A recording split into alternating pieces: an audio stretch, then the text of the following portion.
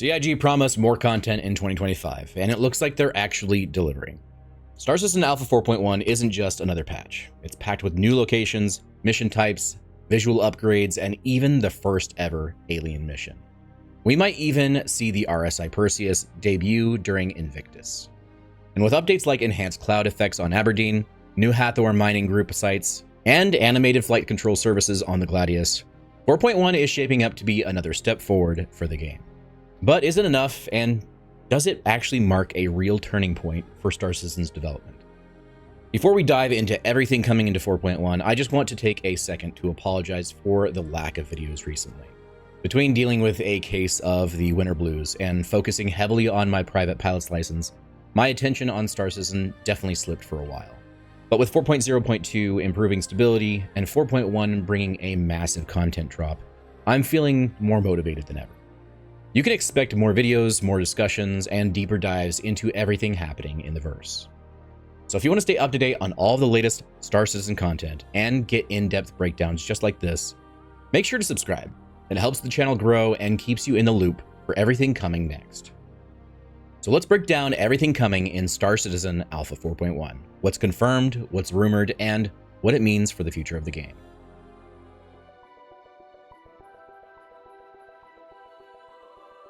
CIG has spent years building the game's foundation, but let's be honest, one of the biggest complaints has always been the lack of meaningful content between major updates. We've seen exciting new mechanics, impressive tech upgrades, and new ships, but actual reasons to keep playing have often felt inconsistent. That's why 2025 was supposed to be different. CIG committed to more content, better playability, and greater stability. And with 4.1, it seems like they're finally starting to deliver. This update isn't just about refining existing systems. It's packed with new missions, new locations, and even new gameplay elements that expand the world in a way that we haven't seen before. But the real question is, will this content feel meaningful and lasting, or will it just be another short burst before a long drought? Events in Star Citizen have always been a mixed bag. Jumptown, for example, never really interested me. It felt repetitive, and it never evolved into something truly dynamic or meaningful. It had potential, but it was never reimagined in a way that felt fresh or engaging. On the other hand, Xenothreat and Siege of Orison have always been incredible experiences. Massive, large-scale battles that bring players together in ways few other games do, provided that the servers run well. And that's the big unknown. These events haven't been run yet with server meshing. But we've already started seeing how Star Citizen is slowly beginning to perform better at times, and with server meshing improvements, these large-scale battles could finally become the experiences that we've always wanted them to be. If 4.1 delivers on performance and more reliable servers, then this content will actually be playable in a way that it was meant to be. But Star Citizen still faces a major challenge: making sure this content has long-term replayability. We're getting a new alien mission giver, new Hathor mining group locations, enhanced planetary visuals, and a ton of new missions. That's great, but will these become core parts of the game's evolving world, or will it just be another set of missions that fade into the background after a few weeks? I'm optimistic that 4.1 is setting the stage for something bigger. CIG has been making real progress in delivering content at a more consistent pace, and if they keep up this momentum, we could finally see Star Citizen shift into a more content-driven experience, just like they had intended. The introduction of new mission types, more environmental storytelling, and evolving events suggest that CIG is actively working toward a living, breathing universe, one that keeps players engaged far beyond a single patch cycle. And while events like Xenothreat and Siege of Orison still don't run often enough, there's potential for these large-scale battles to be even better once they return. If server meshing allows for even larger player counts in the future and smoother performance, these battles could become more intense, more dynamic, and more rewarding than ever. And with a new Banu mission giver, we're also seeing the first steps toward deeper alien interactions. Something that could eventually shape the game's storytelling in a major way. That's the challenge moving forward, but it's also an exciting opportunity. 4.1 isn't just a big update. It's proof that CIG is listening and delivering on its promise to bring more content to the game.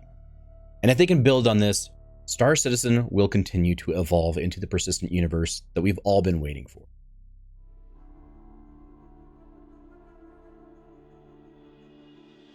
As I mentioned earlier, there is a ton of content in 4.1, from new locations, mission types, weapons, and even Star Citizen's first brand new mission giver.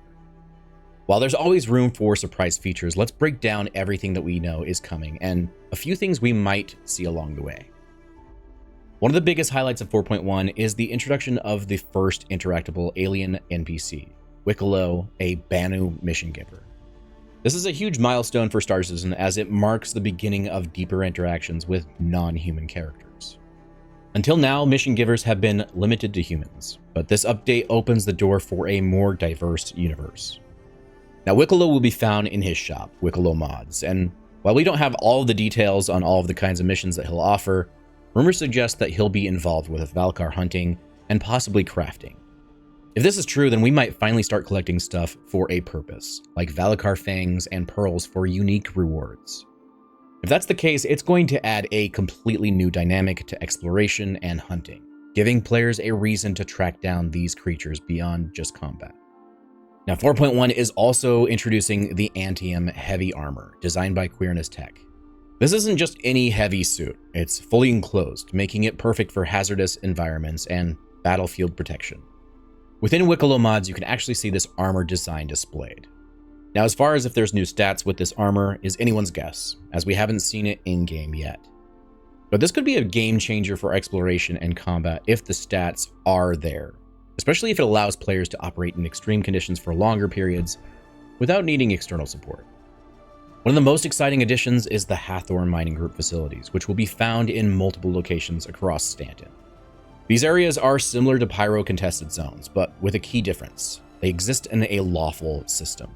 This is important because players will have the opportunity to take on high-level PvE combat, hunt for valuable loot, and collect keys for unknown rewards without having to go to Pyro. Now, unlike Pyro's contested zones, attacking other players instead of NPCs will give you a crime stat, which means you can't just go in and cause chaos without consequences. That makes this a much safer option for players who want a PvE-focused experience, while still having access to higher-tier rewards. What's also interesting is that these facilities are repurposed assets from Theaters of War, which had been sitting unused for years. It's great to see them finally making their way into the persistent universe, and honestly, they look incredible. But there's another mystery to these locations. Orbiting space stations have been designed to trigger drilling into the surface below, which in turn opens access to a cave. Beyond that, it's unclear what other gameplay implications that might have. It could lead to new hidden resources, unique environmental interactions, or possibly something entirely unexpected. But given that caves already have fairly limited gameplay, I'm really hoping that they make this feel meaningful rather than just another location to explore without any real purpose. Now, the long-awaited Volt Parallax Assault Rifle and Volt Quartz SMG are also dropping in 4.1. These weapons have been anticipated for a long while, and they'll add more variety to energy-based firearms, which are still somewhat limited compared to ballistic and traditional laser weapons. While not officially on the roadmap, we've already seen a few unexpected features and updates making their way into the game.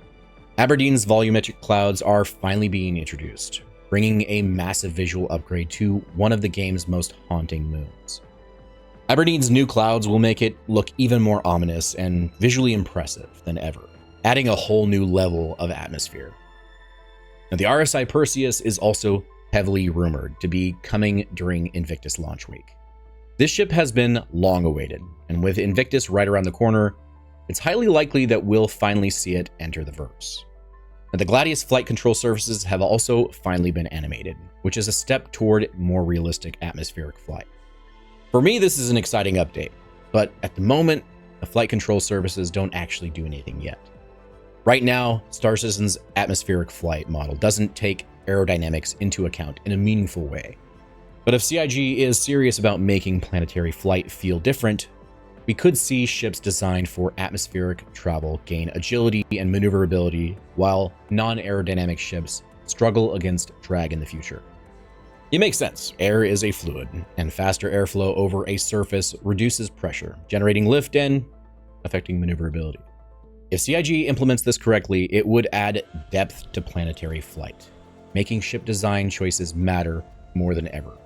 Ship choices mattering in Star Citizen is something that I've been wanting to see for a very, very long time. Now, if they roll this system out properly, atmospheric flight won't just be about speed. It will be about control, precision, and how well a ship is designed to handle different planetary conditions. 4.1 is shaping up to be one of the most content-rich updates that we've seen in a long time. With a new mission giver, high-stakes PvE locations, expanded sandbox activities, new weapons, and potential advancements in flight mechanics, CIG is making real progress toward delivering the kind of engaging, persistent content the game has needed for years. But what really makes this update exciting isn't just the amount of content. It's what it represents. For years, Star Citizen has struggled with long stretches of waiting between meaningful updates, where new features were introduced but often lacked depth, replayability, or a clear reason to engage with them beyond the initial launch. 4.1 feels like a shift away from that. It's less about isolated mechanics and more about building a living, evolving universe. The fact that we're getting more interactive NPCs like Wicklow, deeper PvE experiences with the Hathor mining group locations, and potential improvements to flight mechanics all point to CIG expanding the core gameplay experience. They're no longer just adding features. They're integrating them into the world in ways that make the universe feel alive, immersive, and rewarding to explore. Of course, as always, there's still a lot of work to be done. The biggest question is whether this momentum will continue, or if 4.1 will be another peak followed by another content drought. If CIG keeps pushing updates like this, with meaningful missions, new locations, evolving mechanics, and a stronger focus on player-driven gameplay, then Star Citizen might finally be heading toward a future where content updates don't feel like temporary bursts, but a steady and engaging flow of new things to do. But let me know what you think about 4.1. What are you most excited for? Do you think this content will add real replayability, or is there something else that you'd like CIG to focus on? Drop a comment below and let's start the conversation. And if you want to go above and beyond in supporting the channel, consider becoming a channel member. Not only does it help keep these deep dives, discussions, and breakdowns coming, but you'll also get early access to content, behind the scenes updates, exclusive Discord access, and a shout out in every video. It's a great way to support the content you enjoy while getting some extra perks along the way. And if you're interested in how atmospheric flight will evolve and what it could mean for combat and ship design, check out my video on flight control surfaces and how they'll change dogfighting in atmosphere. It's a major shift that could redefine planetary engagements, and I break down exactly what we might expect when the system is fully implemented. As always, thanks for watching. Fly safe, pilots. I'll see you in the verse. Havoc out.